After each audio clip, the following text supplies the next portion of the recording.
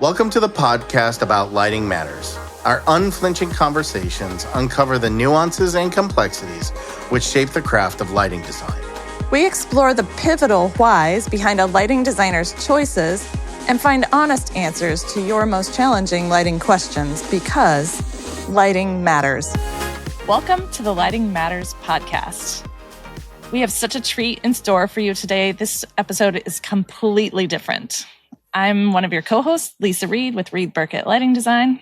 And I'm Avi Moore with More Lights in Chicago. And yeah, we are so excited. This is a treat, a new thing that we're trying. Lisa and I flew to Anaheim, California and attended the IES conference. And we brought a bunch of gear and we talked to a few people. It was a lot of fun.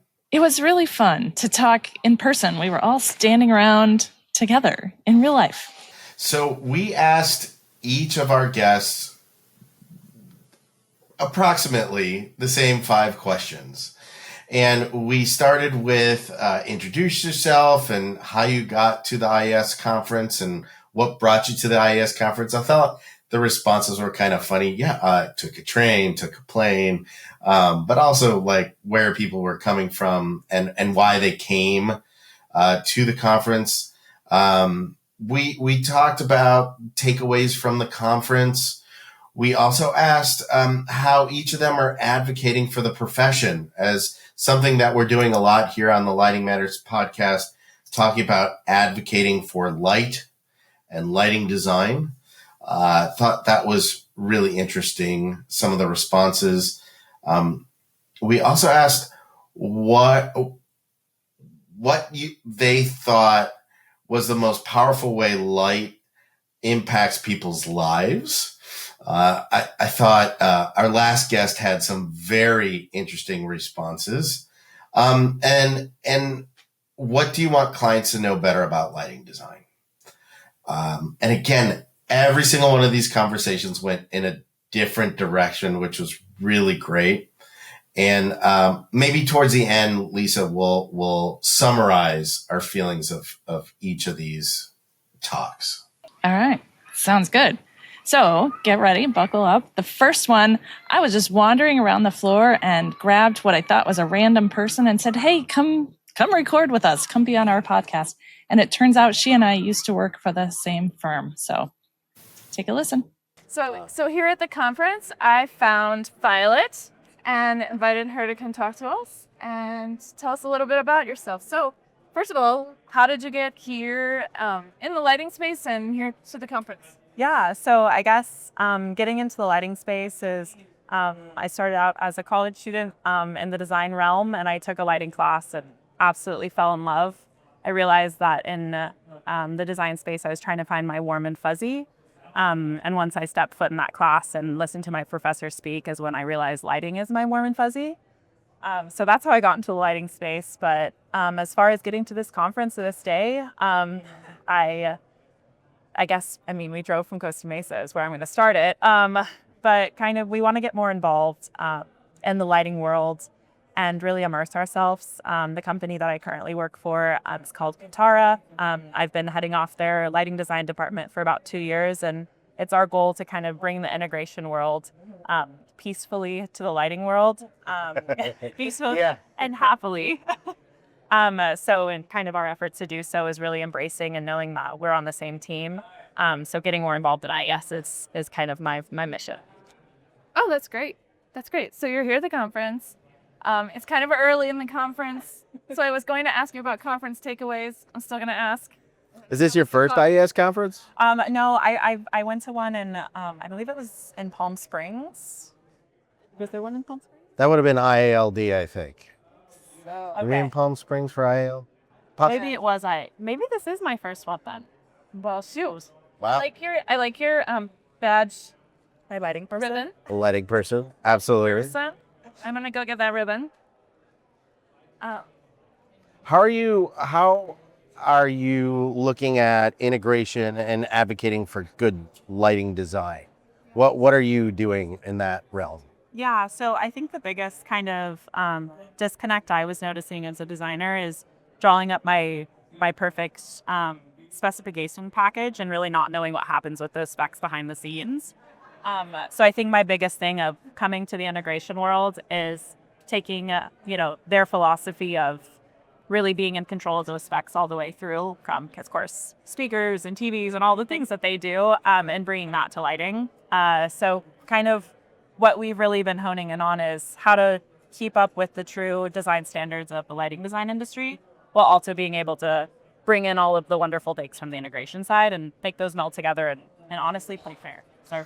And I would assume that you're working on projects that you're acting as a lighting designer, but also working on projects with lighting designers on it, or primarily just you all being the lighting designer? Yeah, so in our attempts to kind of play fair to all aspects is we only will work on projects that we're doing the lighting design on. Okay. And only supply fixtures that we are doing the lighting design on as well. Makes sense. Okay.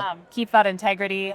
The whole goal is just at the end of the day, we work in the custom homes, like high-end custom home space. So keeping that client happy is our main goal, and knowing that, the products that I believe in are what's left on the job. Right. Yeah, it's a challenge we've talked about in our podcast from top to bottom, and there's all kinds of different methodologies that different companies have taken to find these solutions. Control. Yeah, it's to keep the control and make sure that the owner gets what they want. And in a high-end home, like, they're spending a lot of money, we want to get them what they want. Yeah. So it's very important. And the detail that they're expecting and the ease of use comes back to that integration and control. It's that next level, and I don't think there's one perfect solution to kind of bridge that gap. I'm not saying we have all the answers in the slightest bit, but I talk about control, and I think the biggest thing is I'm a total control freak, and I'm proud of that. And I think that's when I meet with a homeowner for the first time and just get to know their inner workings and know that, if we do work at the hustle or making sure that your vision that you framed up together truly comes to life. And I'm seeing every step of that, and our design team is seeing every step of it as well. Because I want, when the client walks in that space for the first time, that, oh, wow, and not the stress of, wait, that doesn't look like right. I've already vetted it. I'm boots on the ground, on the job site, weekly. So it's kind of a different approach, but we're hoping that the lighting industry starts really embracing what we're trying to do, at least. Do you have a favorite story of, like, walking in with a client and they, like, tell you have a favorite story? Yeah, actually, one of the projects that we're doing, I inherited, so it's not my vision all the way through, but I was able to do a few switches, and we put in this gorgeous track system down this long hallway. It's a coastal project. So down this long hallway, pretty much your art is the ocean. And in that hallway, they have these just gorgeous skull pieces of art. One of them's kind of a woven material. The other one's acrylic paint. The other one's just a flat image. And before I got on that project, they just kind of had standard down lights. Nothing really that was going to give us all pizzazz you wanted. Yeah. And I spoke with the client, introduced myself with who I was. Can I adjust your project a little bit? Try not to overstep. And we came up with this gorgeous track system. We use WAC. It runs down the whole hallway. We're putting a white cap on it, so it's just this seamless white line. And we have those tiny little mono points sticking out, just perfectly highlighting the auric stuff. And then at night, all of that kind of disappears and just guides you into the beautiful silhouette of the ocean. It's wonderful, and it was such a wonderful feeling for me of being able to kind of jump into a project where it wasn't exactly what the client wanted or expected, because it wasn't fully thought out and designed. It was, we can place fixtures, and then being able to have that kind of moment with the client of, this is what we drew up together. Yeah. And he's so thrilled with it. Such a warm and fuzzy. Again, back to my warm and fuzzy. Yeah, well, and it's high impact, and that is, lighting impacts people. So we have a question. In your opinion, or in your view, what is the most powerful way that light impacts your clients or your projects? I think the way it's something that you can't fully communicate. I think how it impacts people, it's everyone's perspective. Everyone has a different way of feeling comfortable in a space and knowing what they want out of a space. I think the most impactful thing is specifying and deciding what's right for the home and what's right for the architecture. And so you don't even necessarily have to have that wow moment. It just fits. It just makes sense. And I think that's kind of our job as lighting designers, to fill that gap in where the client doesn't mean to ask for it. You know what they're going to want in the space.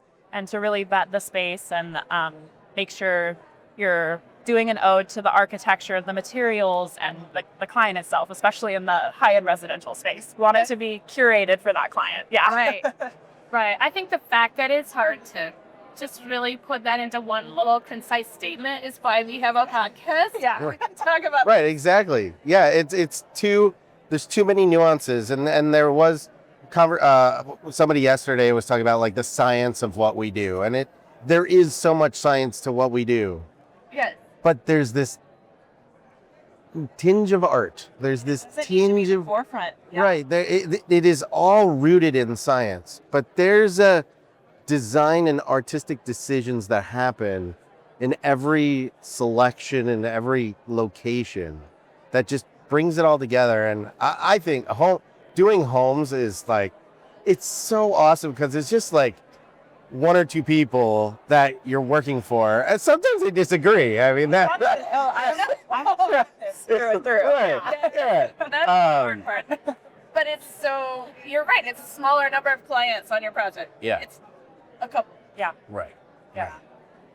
Well, thank you so much for joining us. Thank you for joining us, and we'll have a few more conversations to go. No, this is great. Thank you so much. Thank you. For inviting me. Thank you. Yeah. Thank you.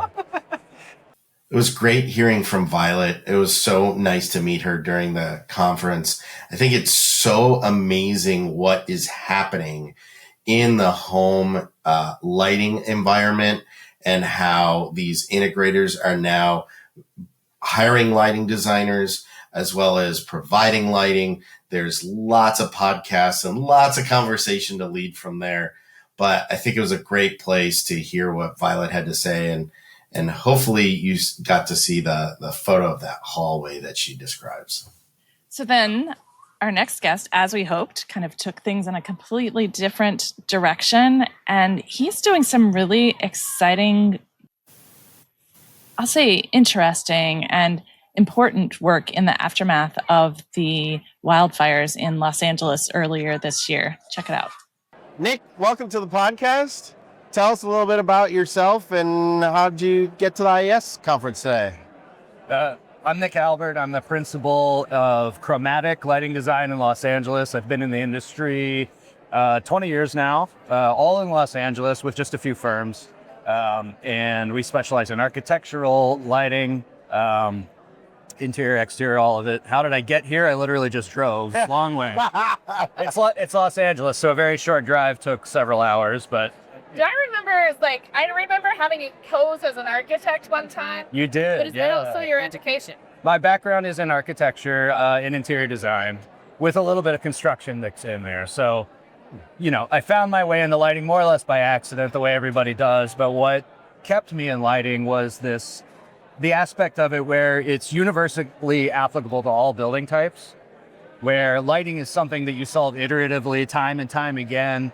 Each building, each typology, each place, each person you're working for, you're always solving it more and more deeply and in more and more interesting ways. And I like that part of the process. It's something that sort of transcends any kind of stylistic or time code that otherwise might be applied to architecture and design. And it's really kind of ever present and focused on people.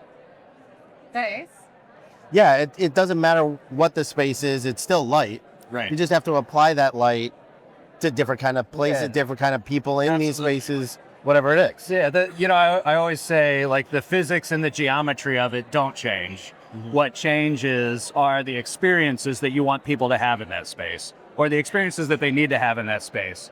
And our relationship and their relationship with that light is relatively consistent, but you get to solve that same problem with those same set of rules and parameters, each project and each instance in a new, different, and more sort of deeply philosophical or deeply thoughtful way.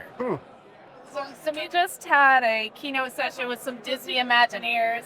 We did. They are kind of solving the same problem over and over again, but evoking different emotions. Did you have any takeaways from that session? Yeah, it's really interesting. I will admit, historically, I've had a tendency to sort of dismiss the theatrical lighting side of what we do to some extent because it's not grounded in codes and rules and things like that, right? There's this sort of like flights of fancy, I would say. But what is really interesting is that the further I've gone in my career and the more that I've paid attention to kind of the lighting world writ large, you notice a lot of the common things. And in placemaking and theme making and experience making, the things that an Imagineer does to create this sort of, to create this fantastical environment, there are a lot of the same conversations that we're having, but they can be had in everyday situations. How do you want your guests to feel when you have a dinner party at your house? How do you want your grandmother to feel when she has to go into an assisted living facility? How do you want your kids to feel when they have to walk home from school and the sun is starting to set? Those sort of feelings and experiences and sort of just general human-focused comfort and experience is really the same in both those cases. So it's really nice to see the sort of maximal extreme that you can achieve with light and the sort of maximal over-the-top experience that an Imagineer can create and try to pull those feelings into simple things like a bathroom or a street light or something like that.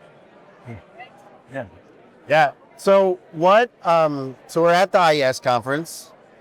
Really, the science part of our profession. Yeah.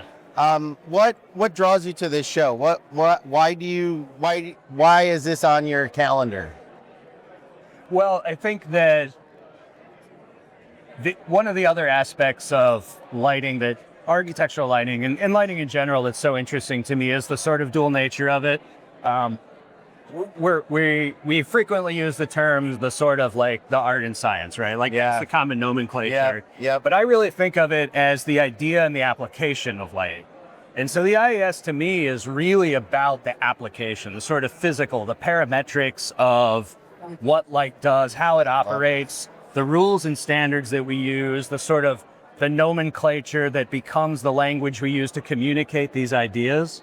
And the IES has always sort of held court on that part of our industry. And I think it's a really important and really valuable part of what we do. I think if we're just talking whimsy and experience and magic, it's a little more like a snake oil salesman, right? Like at some point, people don't buy it. And so the IES has been really critical in sort of justifying, backing up, codifying, reinforcing those scientific parameters or those engineering parameters for the application of a light. Right. And so to me, to interact with this group where we'll get a big cohort from the design community, but also from the engineering community and the manufacturers and electronics engineering. And now we're starting to get into data and AV folks and IT sort of mentality.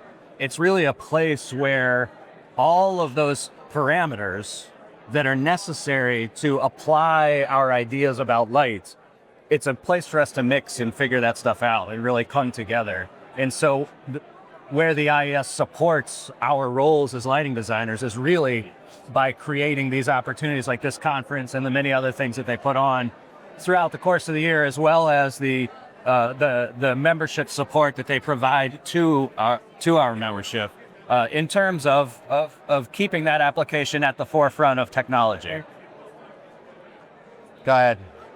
Well, the IES has started to work on a little bit of that, supporting us, advocating for the profession, and that's what we talk about all the time on the podcast. And I'm sure that you and your firm have specific things that you're doing, not just to market yourselves, but to advocate for the profession of the lighting design. Yeah, absolutely. Yeah. Well, it's a good question because I think I really, the way I see it, I think lighting is at a really important sort of threshold for the industry because to some extent, historically, and all of the people who have practiced for a long time before us, their job has been to validate the profession, to hold it up to a level standard where it can carve out space from just strict electrical engineering or from architectural expression. It can carve out a place in the system of making a building. And our industry has supported that value proposition. I think that in order to do that, and what becomes a result is a perceived exclusivity to lighting. But when we think about, again, the application or those human experiences that I like to talk about that are really at the focus of our practice, those are universal. And those don't only occupy exclusive type architectural projects. Right. So what I think is really important as we move forward, and frankly, in order to move forward, is supporting a wider swath of. I like this guy. So, well, And speaking my language. yeah, and I think it needs to be a conversation, because it will also mean things like different fees, different paths to market, Right. different courses to execute. But the core idea of have people, need space, make experience, that part will stay the same and is the same. Right. One of the things that we started through Chromatic that we've been thinking about for a while now is starting a nonprofit. We've started called Light Equity, right? And the idea is to close the access gap for people that have lighting design or even know about lighting design, and people that get lighting design. And that doesn't just mean the people that get it in their space. That means the people that know about it as a field, as a career, as an opportunity to impact the built environment. There's a gap there in the same way there's a gap between the projects that get what is often called a luxury consultant and the projects that don't. Right. Right? Right. So I think that what we're really interested in is finding unique, maybe novel ways to solve that problem, to sort of close that gap, to bring lighting to more people, both professionally and in execution. The first initiative that we've started is actually trying to help folks rebuild after the fires in Los Angeles. Oh, yeah. Some 16,000 homes need to be built in the span of 3 or 4 years. Right.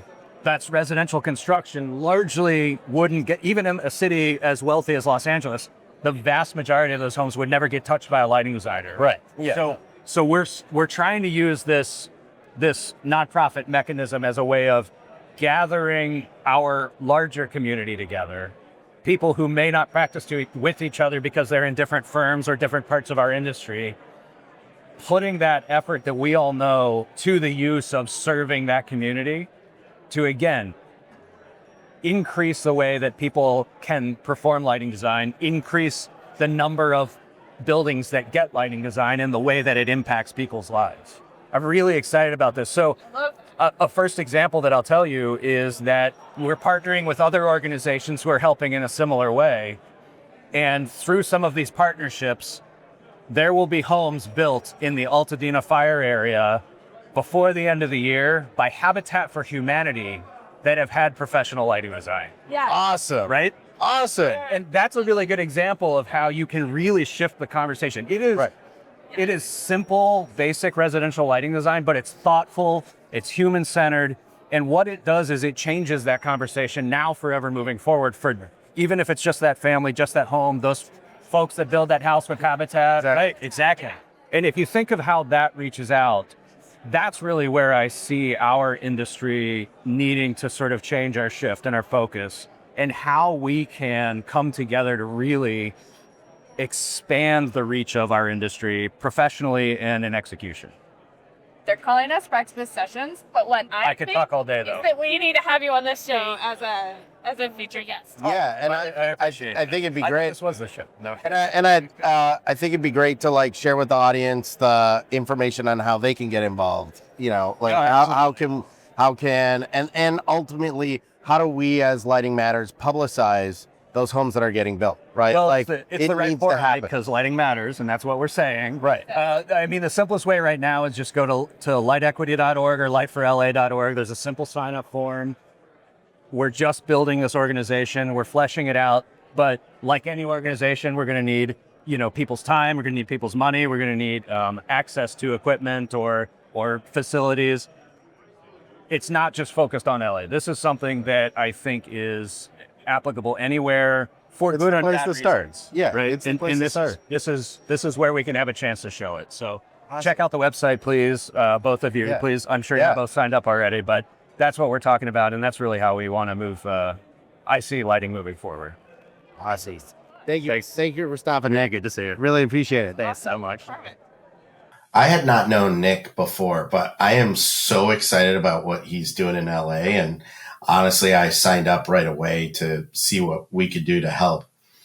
I also find it so fascinating how a trained architect speaks about light in a totally different way than like a theatrical lighting designer. Like I think we're saying the same thing in very different words. And I think there's a whole podcast that could like stretch out of that, which would be really fascinating. But I'm so glad to meet Nick and have him on the podcast. Yeah, I would say that was one of my favorite things about doing these discussions, these short discussions in quick order and asking the same questions, was all of the language and the different ways of saying the same thing that we got from each guest.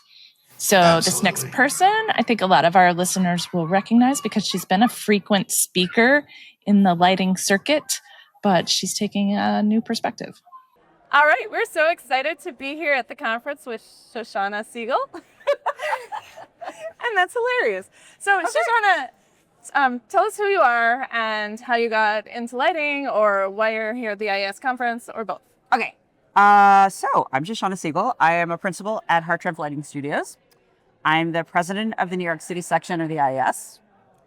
And That sounds important. well, I mean, that and $2.90 gets me on the subway. So yeah, Hey, all right. but I'll be here all week. How did I get into lighting? I have an MFA in theatrical lighting design from the University of Wisconsin-Madison. And I spent 3 wonderful years really being very, very cold. And because It's not that cold in Wisconsin. okay, I grew up in Kentucky. So okay. it All was- right. So let's go. Yeah. All right. Yeah. All right. Okay. So also I'm a proud Southern Jew, which is a whole nother thing. Okay. So I spent 3 years in Wisconsin and I needed to pick a city to go and launch my career. And I really thought I was going to design opera. That's what I wanted to do. Okay. And so I am not a left coast person, and I was not going to Minneapolis or Chicago because too close to being in Madison and Midwest winters. So I went to New York, and I got to New York and I started temping, and I learned that there are 6 people in the world who design lighting for performance for a living, and they are all either independently wealthy or married to someone who is, and I was neither. And so eventually I switched to architecture. And then I learned that architects are actually more fun than theater directors. Oh. I mean, I may be the only person to say architects are more fun than anything. Architects are more fun than theater directors. And so I love them. Then that's what I did. I feel like we could go somewhere with that, but could. we won't. Okay. For another podcast. Another time. In the Yeah. future. In the Yeah. future. One of the things that we talk about on the podcast a lot is how lighting matters. Okay. Right. And for us, it's all about advocating for the professional lighting design, advocating for lighting. You had your own firm. Now you're part of another firm. What have you done? Are you doing to advocate for the profession? How are you educating about it? So we believe very strongly in-house, well, at Hartranft Lighting Studios, we believe very strongly that everyone deserves and is entitled to quality lighting in the spaces where they live and work. And that is really our raison d'etre. That is why we do what we do, because we want people to be in well-crafted, thoroughly considered visual environments. We feel like that is healthy for people. It is supportive of people and their needs and all their various identities. It's the way that we go through the world. So that's how we advocate for lighting and for the profession, because we feel like that's the way that we can we can make a difference. Yes. Well crafted, thoroughly considered. Yes, I love that well, language. thoroughly consider. Yeah, that's what I've been loving about our conversations is everybody's got really great language to this story. I think how you talk about what you do and what you care about really matters. And I think that one of the things that's really fun about our industry is that we really are a group of individuals and we all see what we do slightly differently. I was thinking about that this morning as I was listening to the Disney Imagineers, and I was like, oh, wow, my process is the same as the Disney Imagineers. I just talk about it differently. Right. So yeah, I think it's part of being a member of a quirky little group of a profession. So, And how do you take that and explain it to somebody who's like, well, I don't understand why I need a lighting designer. Like, why? We were talking earlier today with somebody was talking about how we're a luxury, and we need to move beyond. There's a connotation that we're felt like a luxury. okay. So how do you talk that back? How do you explain? Yeah, I mean, I think what I like to say is the lighting designer is the member of the team, the only member of the team who is concerned with visual acuity, right? If you don't have a lighting designer, you don't have a person on your team whose job it is to make sure that everybody who enters your space, whatever your space is, can function visually. That's our job at the core of it. And that goes back to that idea of creating a well-considered, thoroughly layered environment, is that's if you don't have that, how does your space function? Right. When I talk to students a lot, I like to pose the question, why does no one get engaged at McDonald's? Why does no one get engaged at McDonald's? And the reason, when people say, I don't understand, what do you mean? And I say things like, well, okay, think about a romantic restaurant and think about McDonald's. What's different about them? And then people say French fries, and then people say McFlurries, and then I say, no, what is it about how they look? And we sort of walk through. And the thing is in McDonald's, there's no expectation of privacy, right? It's flat, it's bright, there's no contrast, there's no separation, right? Right. It's a community event. It is a communal. Right. It's a balagan is the word I would use. Yeah, right? I know. Yeah. So, but a high-end restaurant is a very specific visual environment and a very visually quiet space. And it's a space where you can feel like it's just you and your dinner partner alone in the world. And those are the places where we have intimate moments. Intimacy is something that is conveyed visually. And if you have a space that needs to convey intimacy or needs to not convey intimacy, you need a lighting professional, someone who's focused on how people take in visual information and what they do with it on your team. God, It's so good. Right. No, I mean, and this is the essence, and what's interesting is you're using language, and Lisa, like the language that we're hearing today from like theatrical based people versus architectural and engineered based people, but like everybody's still getting to the same end result. Right. And what isn't happening is we're not talking about this outside of ourselves. So I have made a conscious decision. I have stopped, by and large, applying to speak at lighting-centered meetings. And I have started forcing myself to apply to speak at places where, first of all, I may not get accepted, which is, it's the ego munchie of always getting accepted to speak is a hard one to let go of. Yeah. But it doesn't do me or my firm or the world at large any good for me to stand in a room full of lighting people and say, lighting is important. Everybody all 700 people here agree that lighting is important. I need to be in a space where people don't necessarily agree with that, and I need to be able to explain to them why that's the case. So I am trying really hard to find verticals in which we want to be more active and speak at those conferences. And that's the hope. That's really good. I think about Naomi Miller, who speaks at the automobile conferences about flicker and taillights. I think of her every time I see a taillight that's flickering in my driving view. Yeah. Well, and that's ultimately what we're trying to do with the Lighting Matters podcast and some things we're doing inside of IALD. And ultimately, we hope to, in our group, get a list of people who want to talk at events. And like, in my opinion, like as IALD and as a group of firms, like flood an AIA conference on architecture with 50 some odd different presentations about lighting, where like they're gonna have to pick one of them. Right. Whereas the last 5 years they've had 0. Right. So I have found actually that the AIA specifically is very difficult to crack. It is a very difficult nut. Yes. Right. So I love the idea of, I also love the idea of a speakers bureau. Yes. Of, here are 50 people who have not canned speeches, but who are ready to present at your local whatever meeting about why the visual environment is important, about why lighting design is something you should do, about how a lighting designer can help you with your control system, whatever it is. I mean, there's so many different, like very sort of low-hanging fruit topics that we could go out into the world and talk about. Yeah. So. Yeah.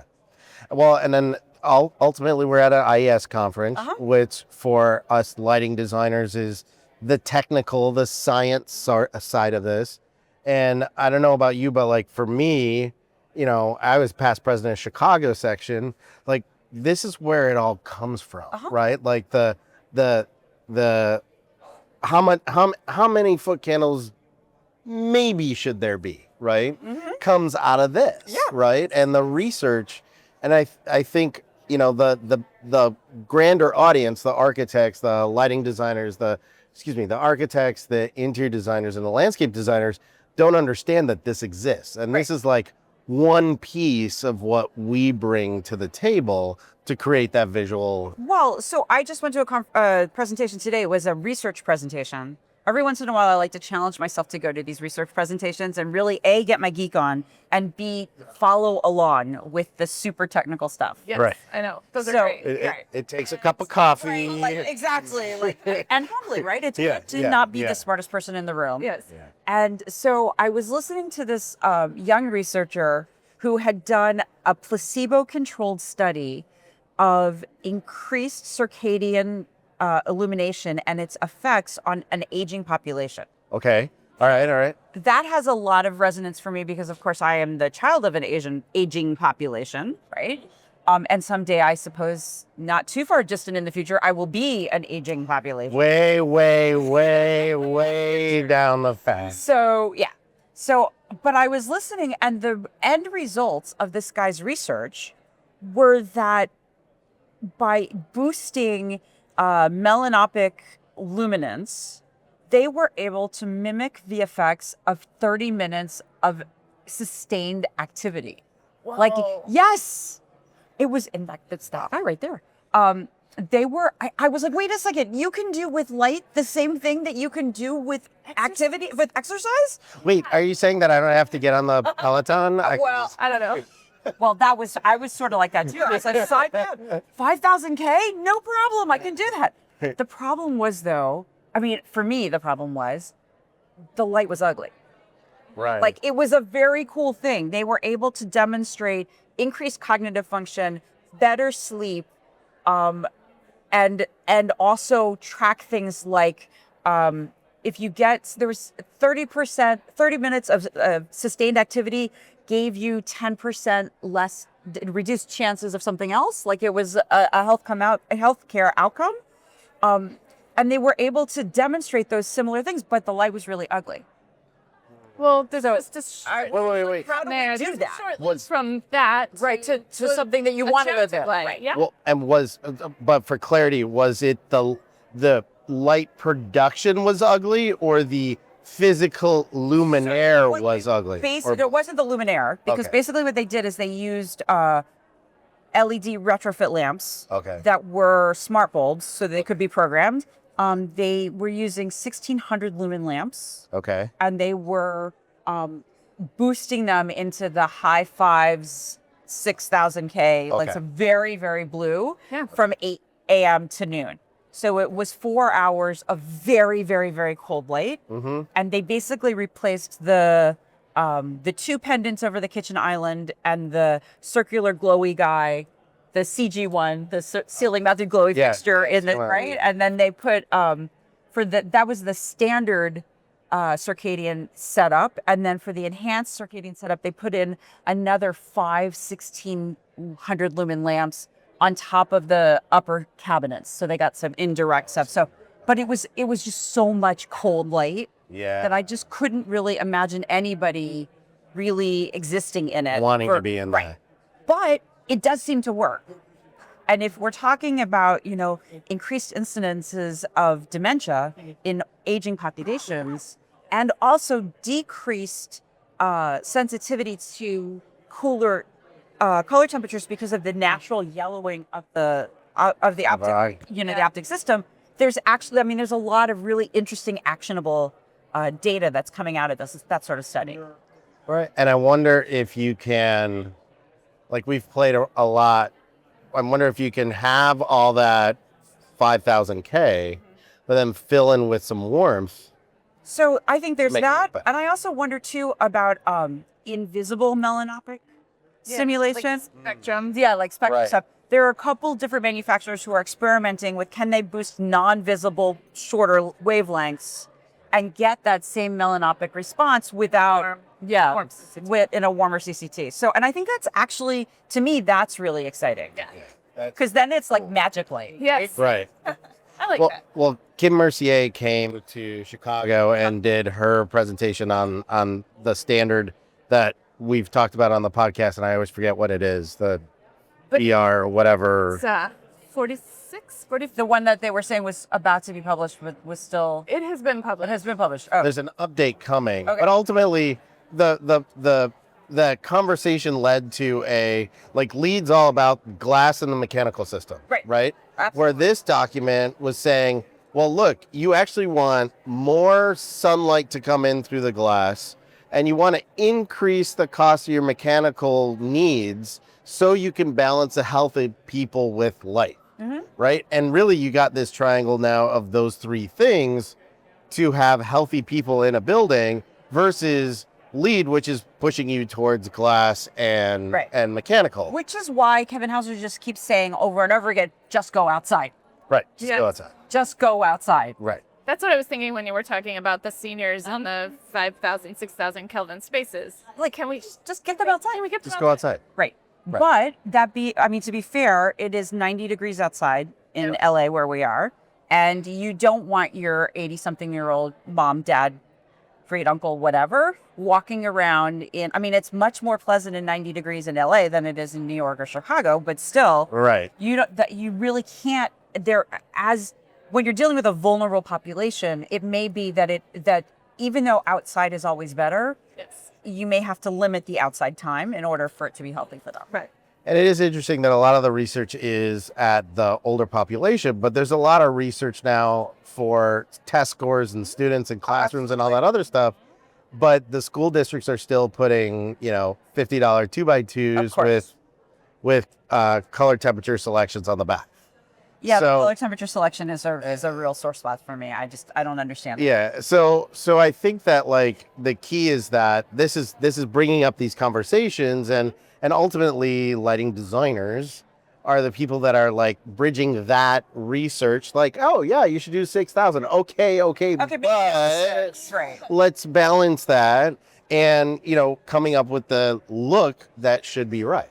Well, it's interesting because somebody recently gifted me some tunable lamps. And I have been poo-pooing tunable lamps that work on an app for years. I'm like, I don't want to use my phone to turn on my lights. That's why I have a light switch. Really. But I decided to try it, and I changed the color temperature in my desk area. I moved it colder. And I moved the entry area, which is directly adjacent to where my workspace is. I moved it warmer, and it worked. Yeah. It is so much better. And the combination of the 42 and the 28 or whatever it is actually super comfortable. And I'm sort of surprising myself. Every time I turn on the lights, I'm like, oh, this was, it's amazing what a lighting designer can do. Go figure. That's a pretty good conclusion. Okay. Yeah. So, Shoshana, thank you so much for taking a little time to join us. Thank you, Lisa. thank you. You're so fun. Oh, thank you. I love Shoshana's take. Time to get outside of the lighting world. Stop talking amongst ourselves and get outside, right? And one of the reasons we have this podcast. Yeah, something we're also trying to do. I'm excited about our next guest. I just always love her energy and her perspective on things. What we didn't know when we interviewed her was that she was about to receive a big design award that night. So that was fun. Well, we're here at the IES conference with Paige Donnell. Yes. And tell us about yourself. Hi, everyone. I'm Paige Donnell. I'm a principal lighting designer at SmithGroup, which is an integrated design firm. I have been in the profession for approximately 10 years, graduated with my master's from Penn State University in architectural engineering. And yeah, I love light. There you go. And so why did you come to the IES conference? Great question. Many reasons. I think it's a great place to connect with my peers, to kind of learn what the new cutting edge topics and knowledge sharing efforts are, as well as just to be inspired. I feel like every year I come here and I learn something new. You have a big takeaway so far from the conference? Honestly, I was really impressed at the kickstart of the conference this year. I feel like we touched a bit more on the transparency within the IES and the things that we're doing to push forward, like knowledge sharing, education, and sort of this altruistic idea that lighting can improve quality of life for people across the board. So I was really impressed with that kickoff, and it's just set the tone for the rest of the day. I thank you for bringing that up. I think it's so amazing what IES does. As somebody who's quite critical of some of our organizations, I think that it is amazing what IES can do and what they are working to build, right? And you know, we talk a lot about art and science of lighting design. I hate that phrase, but I'm still wrestling with it personally. But this is the science, right? Without which the art is a harder sell. Absolutely. Right? And so this science is just so important to what we do.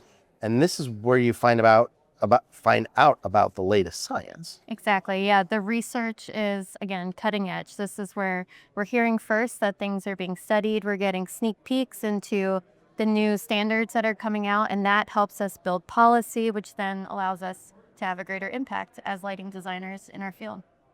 Yeah, I would really like to see some of our other organizations do that, like 45-minute state of the organization, right? Not just a president's address, but have different committees come up, talk about what's going on. I mean, the diversity and inclusion committee came up and talked about what they were doing. Wonderful. You know, like just everything that's going on inside of IES. I too was very blown away by how much is going on and like what Brianne is doing, right? And what Colleen as our CEO has done in having a new CEO. It's just incredible what this organization does. It is, and they've had to make some hard decisions lately, and you know, they're hanging in there. And it's the transparency, I think, to your point. Like, we know good things are happening, but the transparency and openness to share that publicly with everyone and get everyone in alignment on the reason decisions are made and the reason why we're prioritizing like certain aspects of the group that add value to the end to us, right, as designers. I think that was really cool. So what do you think is the best thing we can do as lighting designers to elevate lighting design? You know, at Lighting Matters, we talk about lighting matters. And we wrestle with this constantly, I think, amongst ourselves but what do you think we should do to get to that next level? That's a great question. Yeah. And you framed it very well too. I think I have a unique perspective likely because I come from an integrated firm where I'm not out there like fighting to win projects. I'm just kind of an in-house expert, which is great. But because of that, I feel like I need to be a shepherd of what good design means for projects. So for me, it's all about teaching an end user, be it a city, a client, even our internal architects, the value of quality lighting design and what that means. And then also, stepping on the preconceived thought that just means we're adding money to projects, we're adding complexity, maintenance is gonna be a concern, but kind of teaching them that as lighting designers, we're here to take on the burden of the technical and the science of the light, as well as the art, and mix it all together to create a better end product for everybody involved. And I think it's important to the audience and to all of us to remember that, like, you're in an integrated firm and you're having the same challenges. It's not going to cost that architecture team any money or time to use you, because you're on salary and you're there, but you're still wrestling just inside of the firm. The same thing that we're doing as independent firms. Totally. To the greater, like, that We all have the same. blows me away. It does. Why? So educate me a little more. How do you get on projects at your firm? It happens in a couple different ways. Sometimes we're involved in the RFP response. So we're pulling together scope and fees from the onset, and then it's getting signed off on. Other times we're not involved in that process and we have to come back like retroactively. But again, it's all coming out of one pool of money versus having a consultant and seeing it as like a separate line item. So again, I benefit from that because lighting is a scope item and it has to be done by someone. So Wait. Say that again. Let's repeat that, because Let's I think repeat, that's really important. lighting is a critical scope item on any project and somebody has to do it. So again, my challenge is lesser because I'm in an integrated firm. So it's really easy to make a case for, hey, instead of you trying to wrestle with lighting, let the in-house expert handle the science and the art. Exactly. You're And just trying to make their lives easier. Correct. Yes. Yeah, exactly. Yeah. It's just like, it blows me away that it would still exist there. Like, it's free, but you don't want to use it. I like that. Do you find certain teams, certain designers tend to lean on the lighting design department more? I would say probably different markets are more interested in using our services. So for instance, if we have a cultural project, it's a no-brainer that the lighting team is going to be involved, right? But sometimes on a higher education project, for instance, or a healthcare project where like cost is a concern, just having the label of lighting designer gives a preconceived perception to a client that we are adding cost to a project or complexity, right?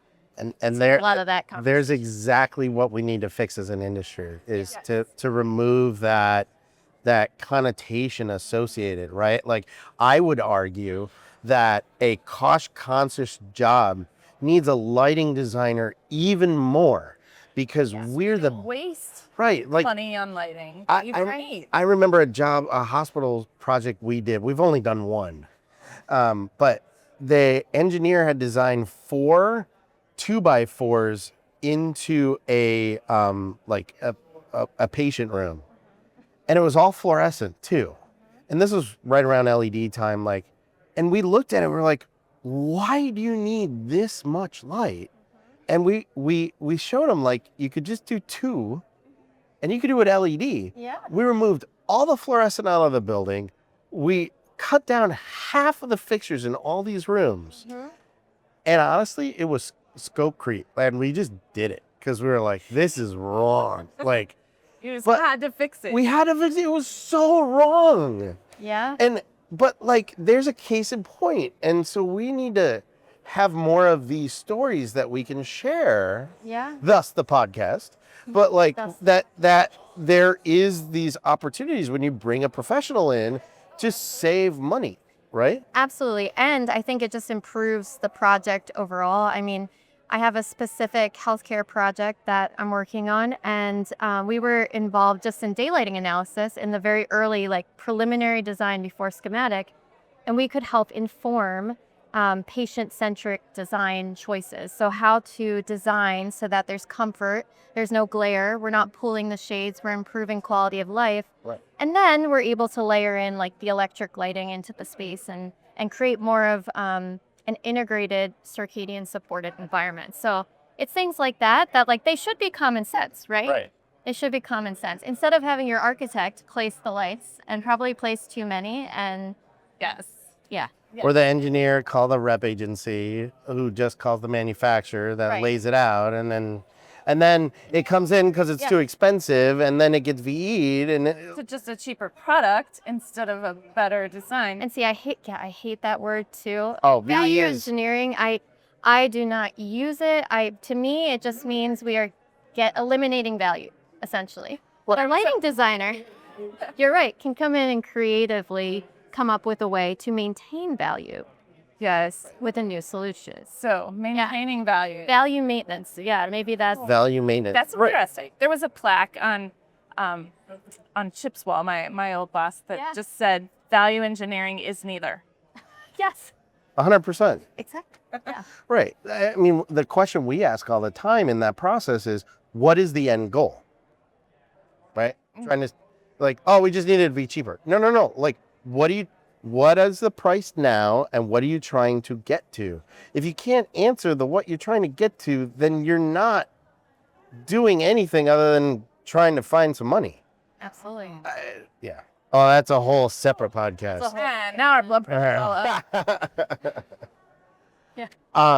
I think, what do you think, just in closing, like, what do you think is the most powerful thing that light does, right? Like, what is that impact that light brings?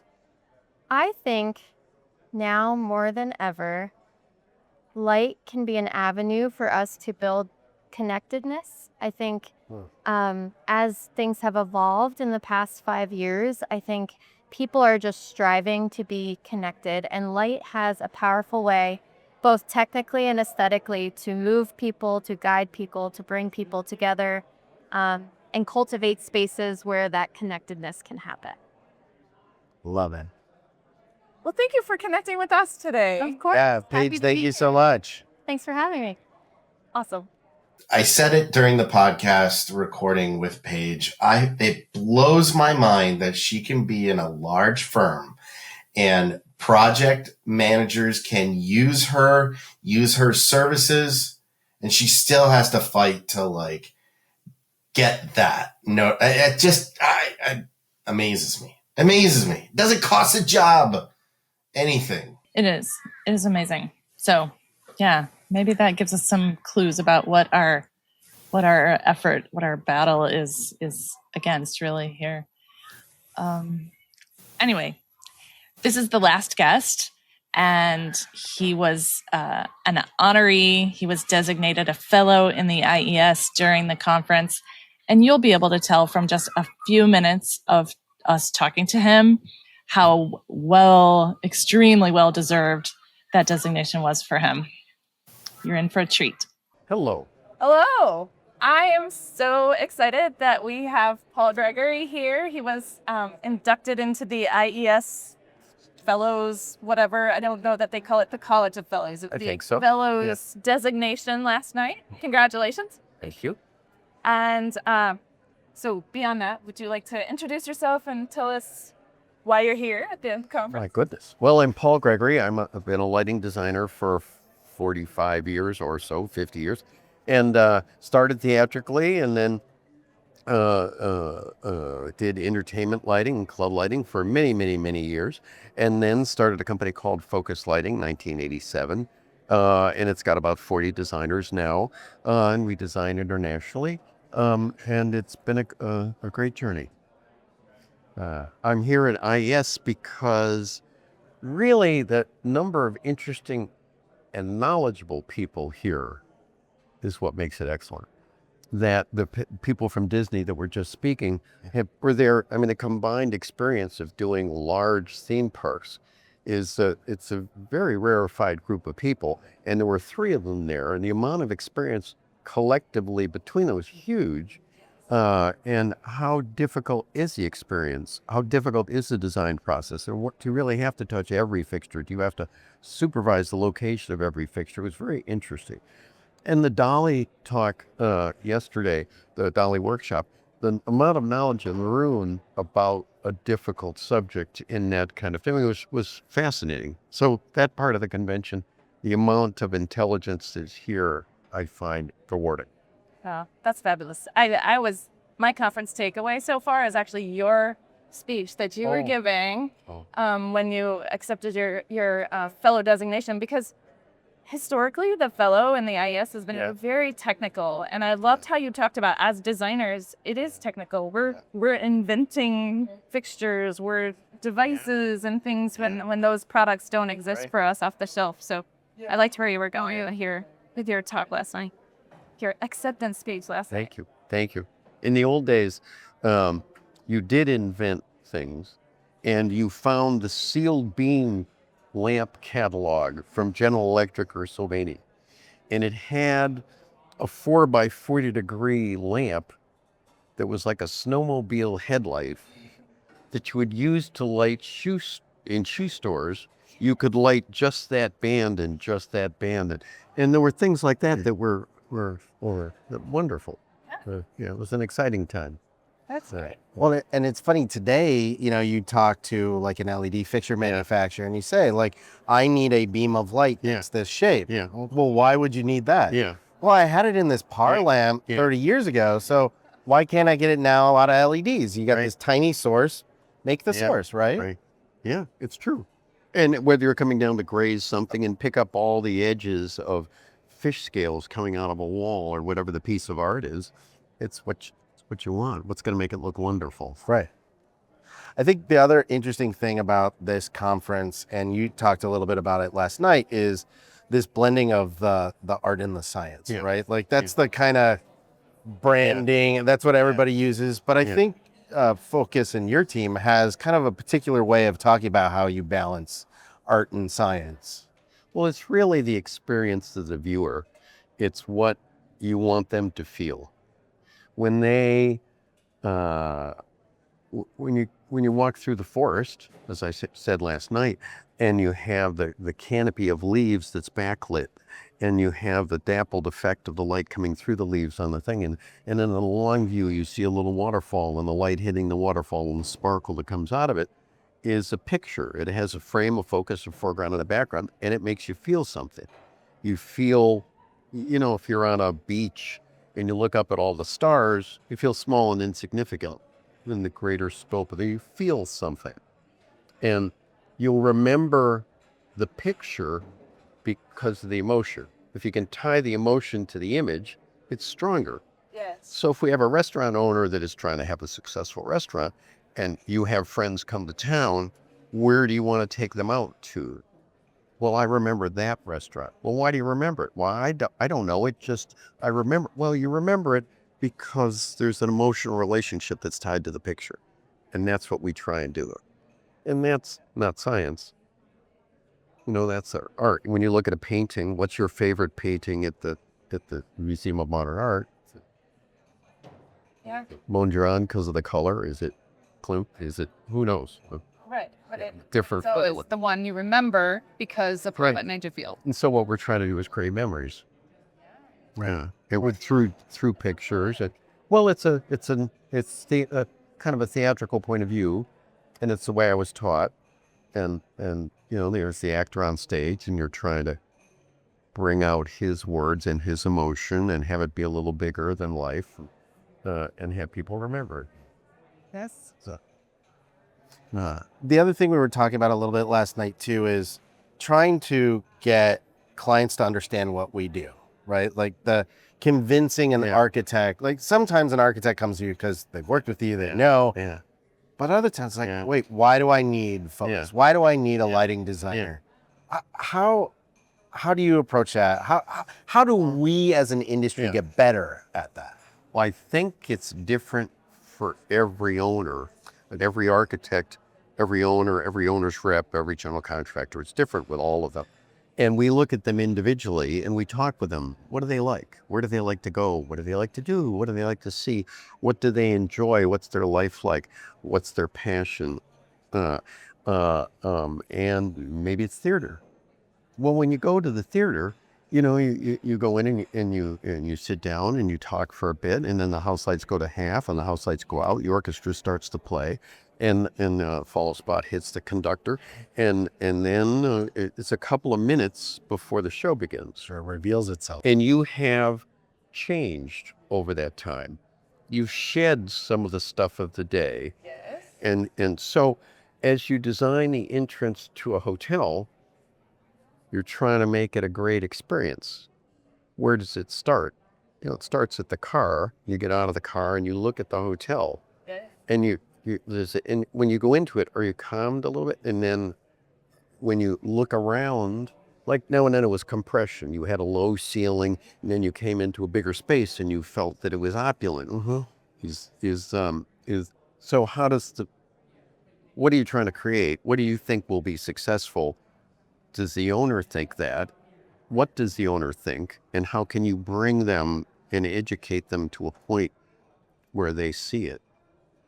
Because sometimes they're really passionate about, I was doing Le Cirque, and Sirio was the chef owner. He's passed away, but a wonderful, wonderful man. And Adam Tahani is the designer, and we're there together, and I'm talking, and Sirio brings in Warner Leroy. Warner Leroy had Maxwell's Plum, had the Russian Tea Room, and had Tavern on the Green. And he's a restaurateur that's a little bit more promotional, a little more flamboyant in design. Sirio at the Circus, flamboyant with people. Yes. But he didn't know the design wasn't his thing. He trusted Adam, and he wasn't sure if he should trust me. And so he brought in somebody to check me out and make sure my thoughts would be okay. And then when they were, then we just moved ahead. But I couldn't get Sirio to see my point of view. And so what he wanted to do is know if he should trust my point of view. Okay. But every owner is different, but what we're trying to do is educate them into all you see is reflected light. You don't see the column, you don't see that wooden column, you just see the light that bounces off it. Right. What are we trying to create in here? Is this marble floor? Why are there wood columns? Yes. Why does every surface go together to create one feeling in the viewer? Right. And that's what we say to the owner, like, what are we trying to make everybody feel? Do we want to make everybody feel something? Is that successful? And you get them to there, Yes. and then you say, well, what do we want them to feel when they walk in here? And why does that contribute to that feeling? Why does this traffic pattern? Why does that end wall? Well, what's the picture? And we take a project and we say there are 7 viewports. And there was a frame and a focus and a foreground and a background. And one's across the street looking at the hotel, and one's at the front door looking inside. And they're each paintings. And that's how we do them. To me, starting with those kinds of questions would really, I mean, you said the goal is to get the client has to trust you before they're going to go with your vision. But Right. I mean, you're really inviting them in, asking all the right questions. To me, like that would be such a great way to earn their trust. Well, and you can't have success unless you can get them to say what success is. Right. Yes. So Perfect. we need them to, like we did the Times Square Ball. And I said, well, you see the Times Square Ball in 3 ways. There's the 50-foot view, the 5-foot view, the 50-foot view, and the 500-foot view. The 5-foot view is the press standing next to the ball. Right. And the 50-foot view is kind of what you see on TV. Yeah. And the 500-foot view is you're standing in the plaza looking up. And which is most important? And then once they decided that, what are we trying to achieve in that view? And they said color and sparkle. We got them to say color and sparkle. So we took the crystal and put the lights under it and said it doesn't sparkle. The problem is the crystal. Yes. And we got Waterford to back cut the crystal to get more sparkle. and that's why it was successful. But wouldn't have happened if we couldn't have got the owner to say those words. Yeah. Well, and then I think the other important thing is that it was the team looking at all the things, right? It wasn't just Yeah. a lighting fixing a problem. Right. You're discussing it with Waterford. You discuss it. Yeah. We've talked a lot about on the podcast so far that lighting is the fourth visual professional. So we have the architects, Right. interior designers, Yeah. landscape Yeah. architects, Yeah. and lighting designers. Yeah. And the lighting designer is the one who puts it all together. Right. We're the one who frame that image. Right. We're the one who create that mood. Yeah. And you can have wood, but you can't see the wood without the light. Well, and I feel like the lighting designer is the curator of the visual image. That he takes she takes all those things and puts them together into a painting. And that comes to the question, is the wood right for there? Agreed. Yes. I had a knockdown, drag-out fight with David Rockwell about the Mohegan Casino because he had designed it with these dark wood trees, and I wanted birch trees because it would take the light so much better. And I really wanted, and he said, "You shut up about the birch trees, or you're out of here." And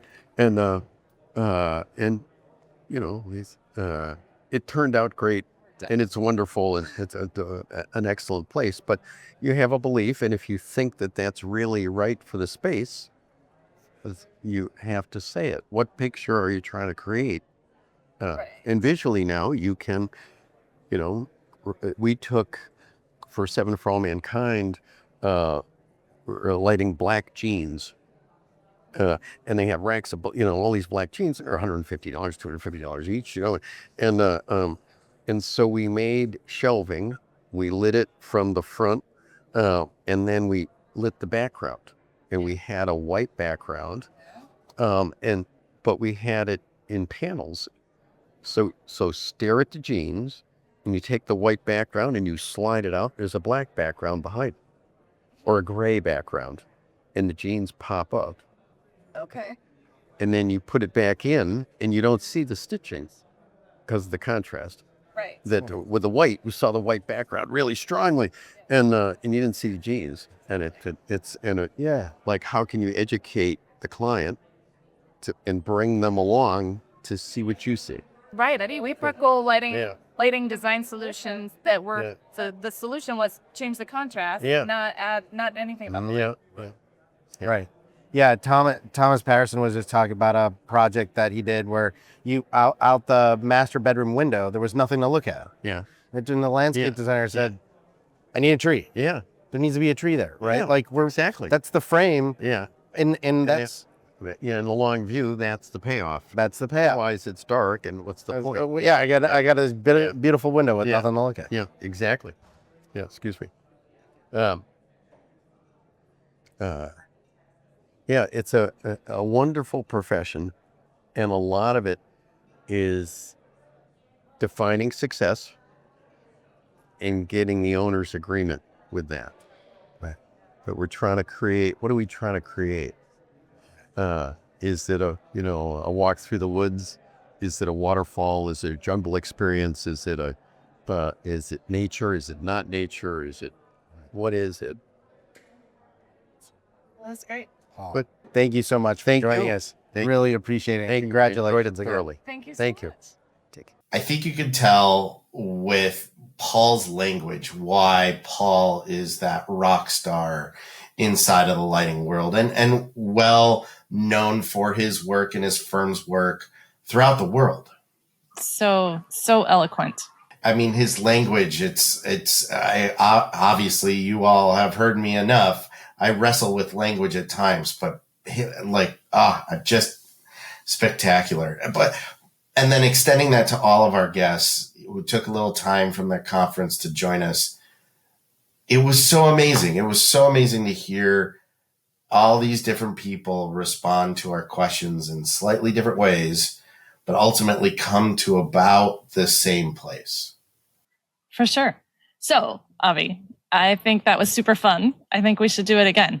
Yes, we will be doing it again very soon. We will be in Dallas, and we're going to try this again, hopefully learn from this, and see how it goes. If you'd like to join us at one of these shows in the future, reach out to Lisa and I.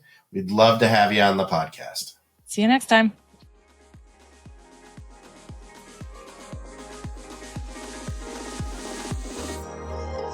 Lighting matters. As we wrap up, we want to reiterate how much we value your time, and we hope you found it as much fun to listen to as we had creating it. Remember to like it and share this content with your friends and colleagues. The opinions expressed are those of the participants and do not necessarily reflect the official positions of the sponsors. Our content has general application, but we recommend obtaining personalized guidance from a professional IALD lighting designer, such as RBLD or More Lights, for your next endeavor.